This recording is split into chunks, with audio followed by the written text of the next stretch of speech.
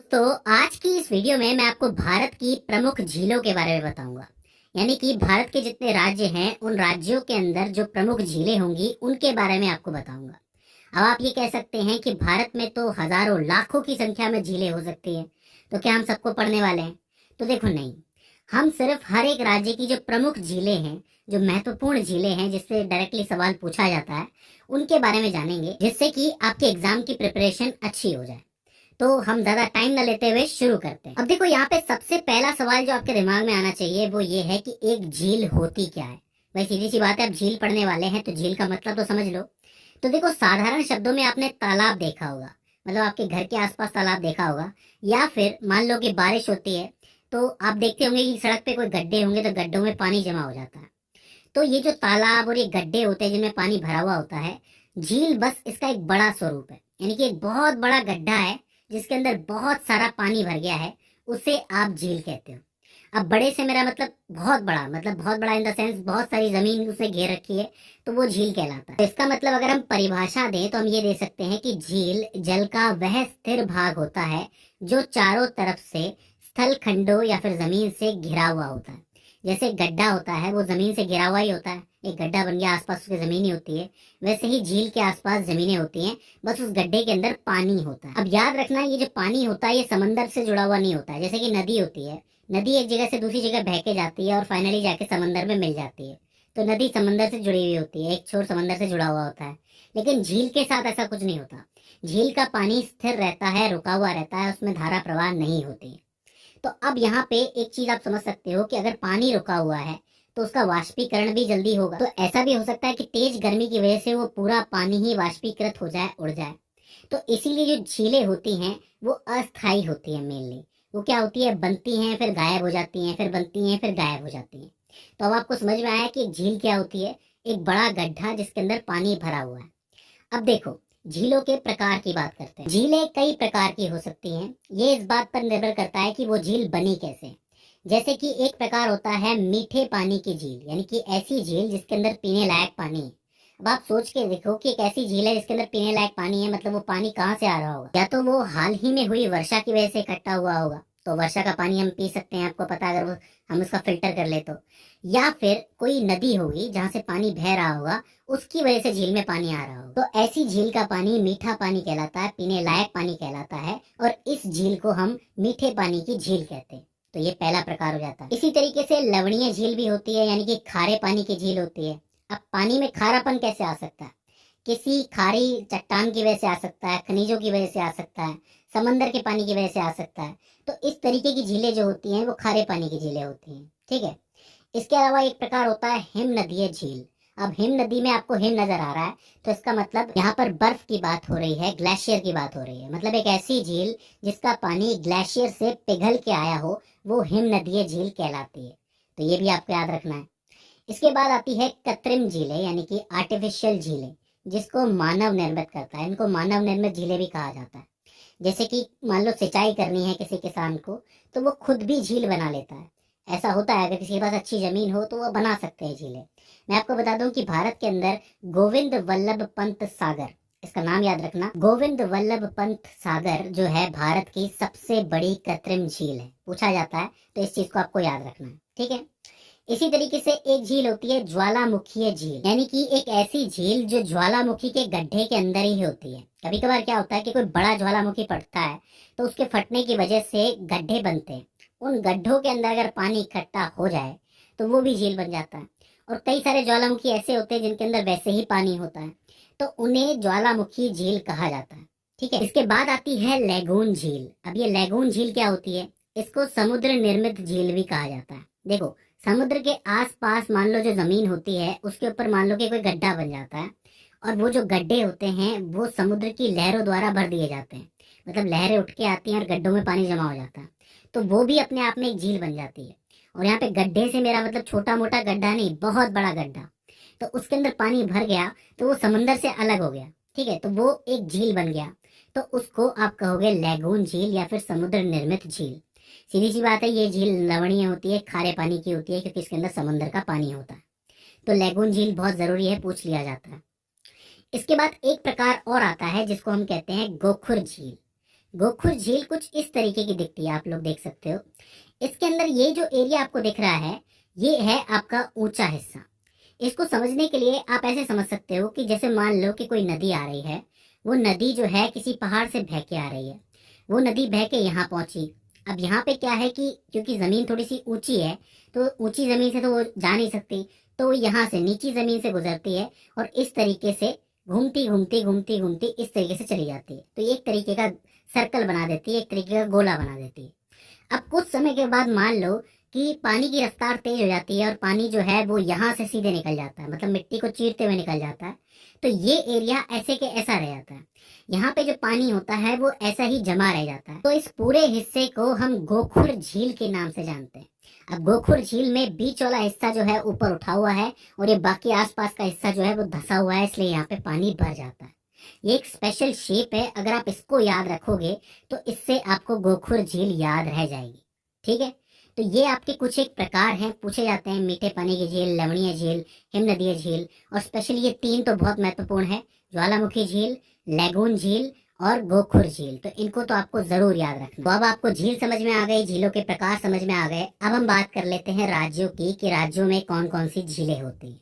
सबसे पहले हम शुरू करते हैं जम्मू कश्मीर से। देखिए, जम्मू कश्मीर की सबसे फेमस झील जो है वो है डल झील।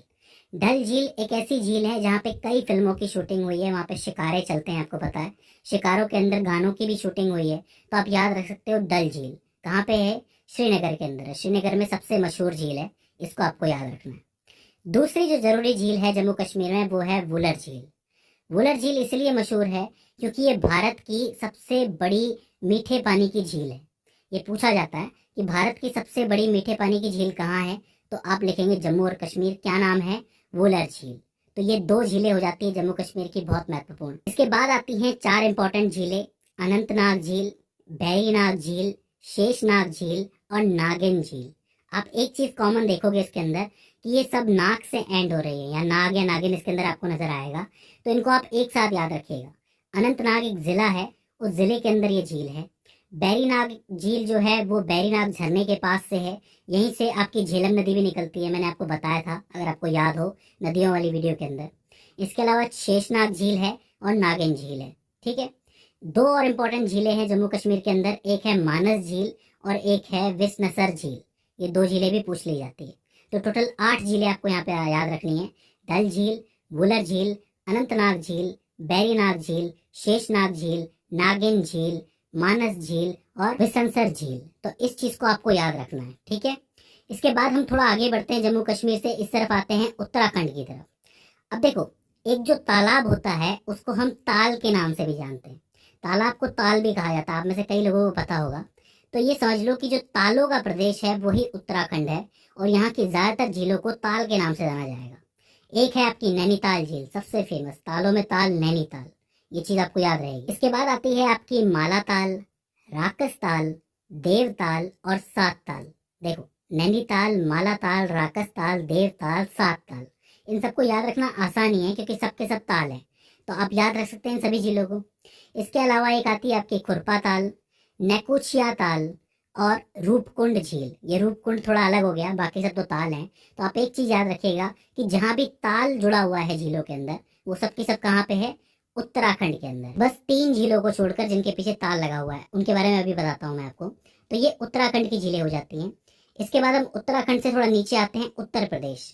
उत्तर प्रदेश के अंदर एक झील है जो बहुत ही फेमस है, जिसका नाम है रामगढ़ ताल।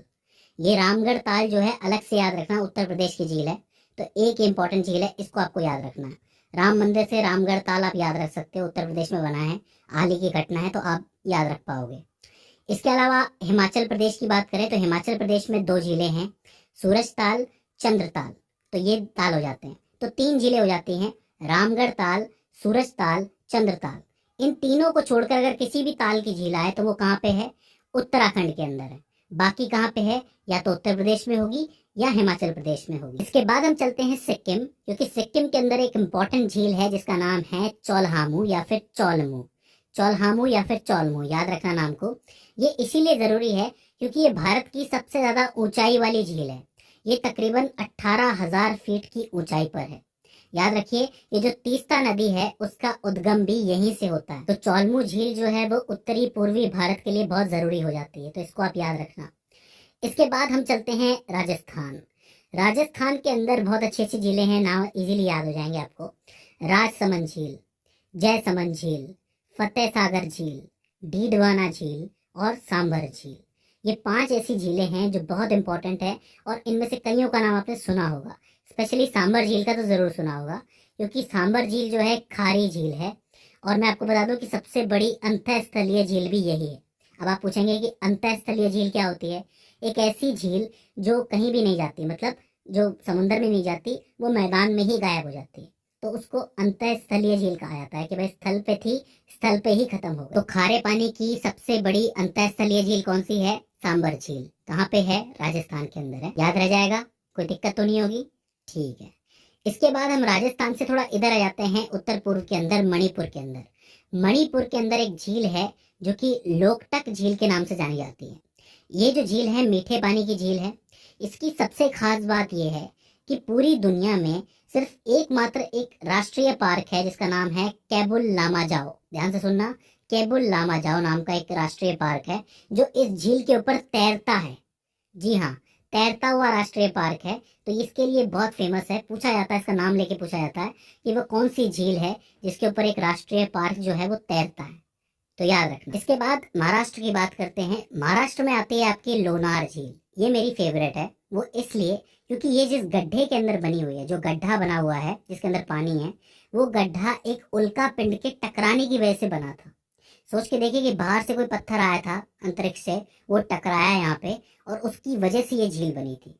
तो ये बहुत ही स्पेशल झील है, लोनार झील महाराष्ट्र के अंदर है। इस चीज को आपको जरूर याद रखना है, ठीक है। इसके बाद हम चलते हैं थोड़ा सा साउथ इंडिया की तरफ। साउथ इंडिया के अंदर सबसे पहले हम आंध्र प्रदेश देख लेते हैं। आंध्र प्रदेश में एक झील है पुलिकट झील। पुलिकट झील जो है वो भारत की दूसरी बड़ी लैगून झील है। लैगून झील अभी मैंने आपको बताया था ना कि समंदर के पास होती है, और समंदर का पानी जो है भर देता है इसे, मतलब लहरें भर देती हैं। तो आप देखेंगे कि ये समंदर के पास है और समंदर के पानी ने इसको भरा है। इसमें खास बात यह है कि ये बहुत लंबी झील है, ठीक है, और लंबी इतनी है कि इसका कुछ हिस्सा तमिलनाडु के अंदर भी है। तो पुलिकट के बारे में सवाल बनता है, इसको याद रखना है ना। इसके अलावा एक झील और है आंध्र प्रदेश में जो कि कोलेरू झील के नाम से जानी जाती है, उसको भी आपको याद रखना है। इसके बाद चलते हैं केरल में। केरल की 3 बड़ी झीलें हैं जिनका नाम है अष्टमुदी, पेरियार और वेम्बनाड, ठीक है। वेम्बनाड झील जो है, मैं आपको बता दूं कि ये भारत की सबसे लंबी झील। तो सबसे लंबी झील के लिए एक सवाल पूछा जा सकता है कि सबसे लंबी झील कौन सी है? वेम्बनाड है। कहाँ पे है? केरल के अंदर, ठीक है। इसके बाद हम आखिरी झील की बात कर लेते हैं जो कि है उड़ीसा के अंदर, जिसका नाम है चिल्का झील, जो कि भारत की सबसे बड़ी लैगून झील है। लैगून झील मतलब इसके अंदर जो पानी है वो समंदर ने भरा है, तो मतलब समंदर की लहरों की वजह से भरा है। तो सीधी सी बात है कि ये खारे पानी की झील है। और दूसरी चीज ये है कि ये सबसे लंबी तटीय झील भी कहलाती है, क्योंकि ये समुद्र के किनारे है और लंबी है, तो तटीय झील भी कहा जा सकता है इसको, सबसे लंबी खारे पानी की तटीय झील। तो इस चीज को भी आपको याद रखना है। तो ये हो जाती हैं आपकी झीलें जो महत्वपूर्ण हैं, जिनसे सवाल बनते हैं। आई होप आपको समझ में आई होगी। अगर इसके बाद भी इसके अंदर आपको कोई कंफ्यूजन आता है, कोई दिक्कत आती है, तो आप हमें कमेंट सेक्शन के अंदर बता सकते हैं। तो दोस्तों, आज की इस वीडियो के अंदर बस इतना ही। सी यू इन द नेक्स्ट।